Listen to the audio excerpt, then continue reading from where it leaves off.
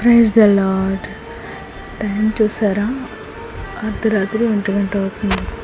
నేను చేస్తున్న పని ఏంటంటే బైబిల్ చదువుతున్నా. కొన్నిసార్లు జీవితంలో దేవుడు ఒంటరిగా ఉండడానికి అనుమతిస్తాడు. అలాగే సమస్యల్లో కూడా అందరూ ఉన్న ఒంటరిగానే పోరాడాల్సి వస్తుంది.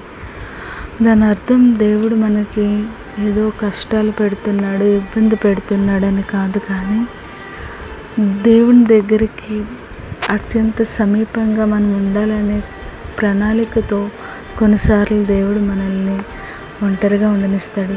ఈరోజు నీ జీవితంలో ఒంటరిగా ఉన్నావని బాధపడుతున్నావా? లేకపోతే సమస్యల్లో ఉన్నావని ఇబ్బంది పడుతున్నావా?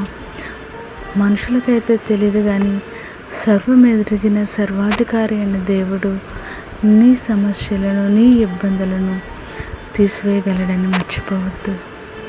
ఫిలిప్పీలకు రాసిన పత్రిక 4వ అధ్యాయము 19వ వచనం ప్రకారం, దేవుడు తన మహిమైశ్వర్యం చొప్పున క్రీస్తు యేసునందు మీ ప్రతి అవసరమును తీర్చును. ఆమేన్.